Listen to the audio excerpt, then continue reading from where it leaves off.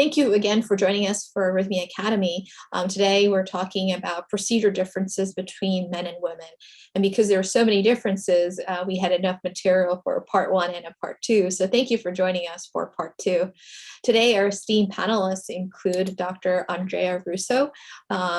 Really needs no introduction, as she is the past president of Heart Rhythm Society and also professor of medicine at Cooper Medical School. We also have Dr. Yong-Mei Cha, Director of Cardiac Devices and Professor of Medicine at Mayo Clinic. And we also have my good friend and also fellow electrophysiologist, Dr. Tina Baykaner, who is Instructor of Medicine at Stanford University. So today we're going to talk about, previously we had talked about preoperative and intraoperative considerations for the female patient. And now we're going to move on to postoperative considerations for the female patients. I just wanted to ask my colleagues here, do you feel that the female patients post-operatively experience more body dysmorphia than men after devices, or do you feel that they are able to adjust their lives in the same way to having an implantable device? In my experience, because women, we have a lot of diagnostic testing for the breast, like the mammogram, the yearly mammogram, or having the bra strap on where the incision, or being more cognizant about their dress, whether or not it's a V shape or their dress is a certain design in a certain way. I feel they are more aware or constantly thinking about to adjust their lives to the device. And maybe I'm biased because I'm a woman, we are women, so we see that, but just wanted to see whether or not you have had that experience and how do you tackle that women, female patients adjusting to their lives with implantable devices. I don't know, Dr. Russo, if you want to start. Sure. I agree with you completely. I definitely think, both men and women can have some difficulty, adjusting to the body image. And sometimes, but women more so than men can have a problem. Women could have more of a problem than men in adjusting to, some of these changes. And sometimes clothing, different clothing adjustments are needed, depending on where the device is, where the bra straps are. Some women even complain when they put their purse or over the device that could be, more sensitive, at least initially. I think most patients, do adjust over time, but I think also the device being present is a reminder that there's something there. It's a reminder that there's some other disease process that's implanted to treat, and there's concern about that. There is some data, there's not a lot of data in the literature looking at this, but there is some data that women, particularly younger, patients, younger women who are less than 50 years old, and we're putting more and more devices for primary prevention in younger patients for a variety of diseases, that they may have more difficulty adjusting to the body image concerns, or have more body image concerns than men do. I definitely feel that more during the summer months when my female patients come to ask me about their devices with a swimsuit, what is okay to put on top or not. Dr. Cha, do you want to share your experiences with your female patients and they're living their lives with devices? I would say majority, they are doing just fine. They don't complain after the device implant, but we do have some patients do have issues. I think one issue, I see more female than male to complain pocket pain. So I think this it's not very common, and sometimes, but it's hard to know if this pocket pain is something related to the infection or the device implant really kind of pinch to the, the nerve fiber or nothing. I just subjectively feel pain. There's no any objective evidence to support a condition really we need to take the device out or reposition the lead. So I think with this, our institution with UCSD, Ricky, we have looked into those patient with a pocket pain. What is the outcome with that? I think we gathered about 30 patients. Of course, majority are female. And we found about 1/3 of them truly have pocket infection. So I think remove the lead and the lead extraction was an appropriate thing to do, because I think they involved with the PET scan, some because it's just hard to know. It does not have fulminant kind of signs of infection. So this is something we have to keep that in mind. Is it because of female gender, some more soft tissue or close to the breast? It's hard to know the predictors because it's a small group of patients. But this is something we have to keep in mind to manage these patients. We have to make sure there's no ongoing infection. If the device is put under the pectoral muscle, sometimes even harder to diagnose. I have seen female patients, the infection is not occurring in 2 months or 1 month after the implant. It occurred after a year. So because the infection is so deep, it's hard to show. So, but anyway, so I think this is something, and other reasons but most of the time, if we don't have evidence of infection, I just trying to encourage patient to watch it for another 6 months or a year, trying to protect this device to be removed for no reason. And maybe the pain subsided, with time. So that's one thing. Second thing I want to mention is the device erosion. I think for the female gender, some people are thin, and also when they are getting older, they are losing the subcutaneous fat tissue, and the pocket is getting thinner and thinner, and then eroded out in a different extent. But we know the female patients usually do not complain. So sometimes they just ignore that. Even though the device is already eroded out, they won't search or seek medical attention. I have seen one lady, 90-year-old, essentially the entire pacemaker and then 2 wires hanging outside of the pocket.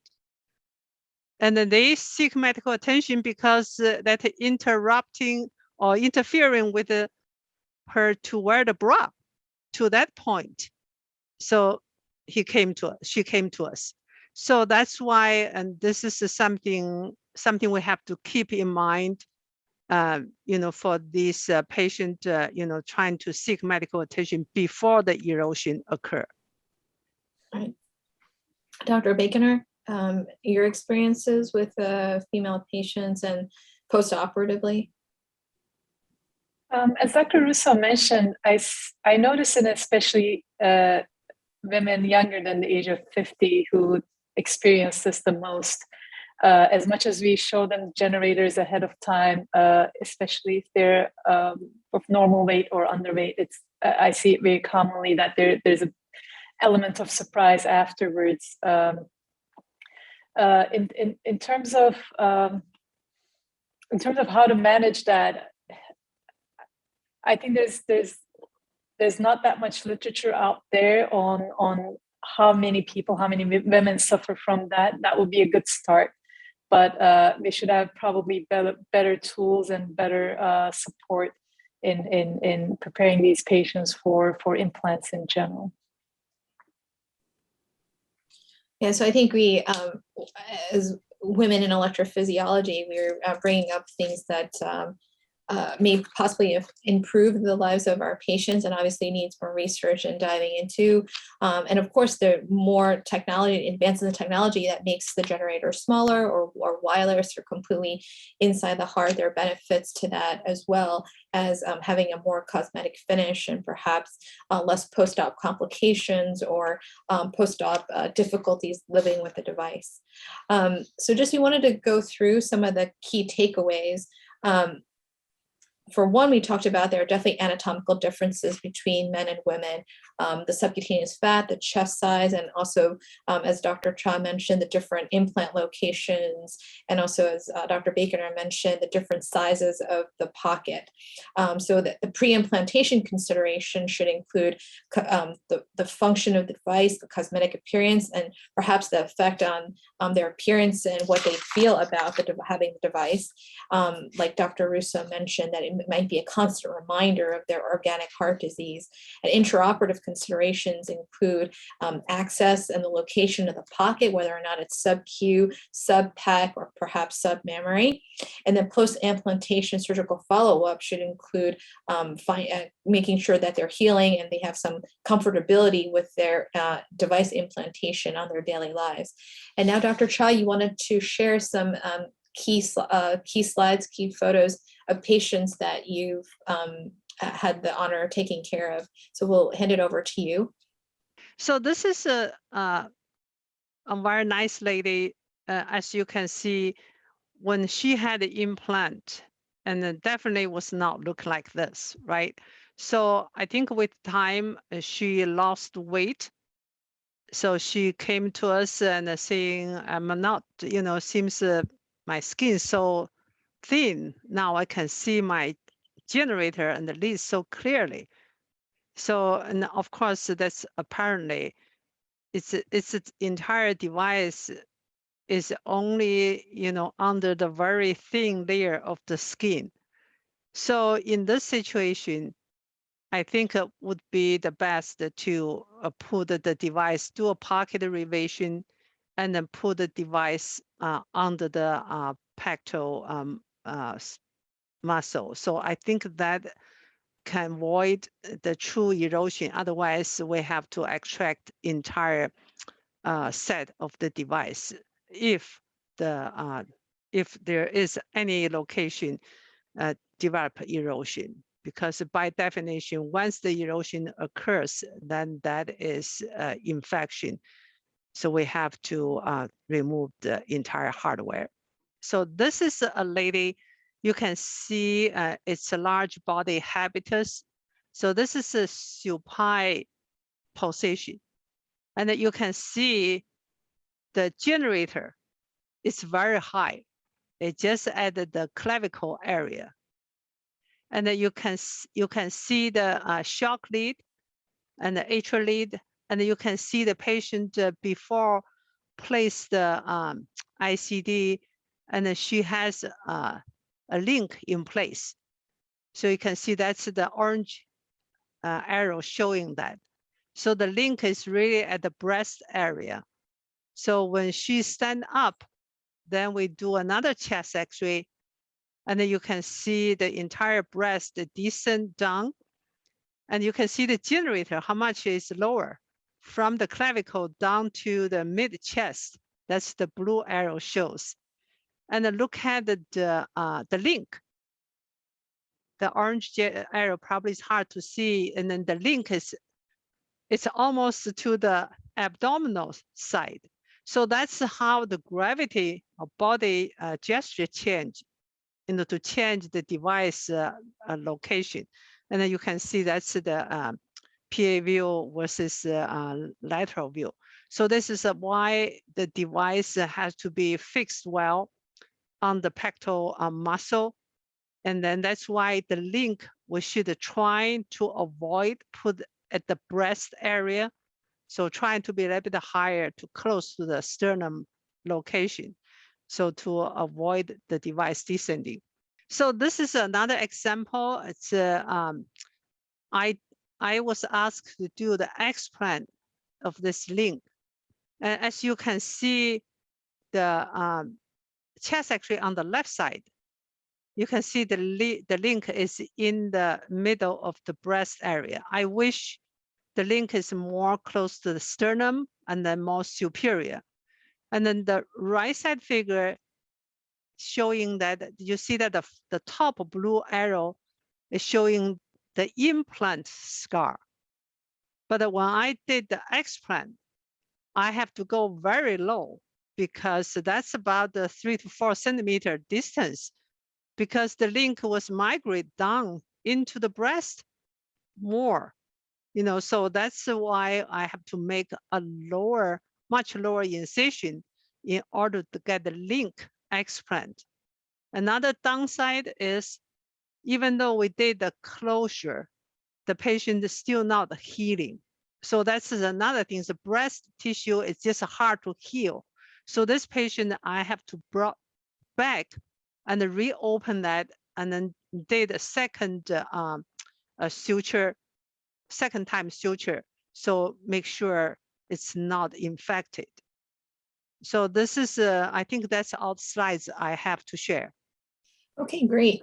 So we're so fortunate to have such an esteemed panel and diverse group from all around the nation about women electrophysiologists implanting devices in female patients and women patients, and their experiences on how to really try to maximize comfort for their patients while providing excellent electrophysiology care. We're really thrilled to have the input of Dr. Russo, Cha, and Dr. Baykaner as well. Thank you so much for joining us today. And I think what it highlights is we still have a lot to learn from implantation techniques for our female patients and how to better their lives. And definitely with the advance of more technology, hopefully the devices will be smaller and more research can be done on how the female patient care can be tailored more to benefit their lives with having less impact on their daily lives in a negative way. So thank you so much all for joining. If you have any last words of advice or for our audience, please feel free to share. But thank you so much for your time today. Well, thank you for having us. Yeah, thank you so much for having us. Great discussion.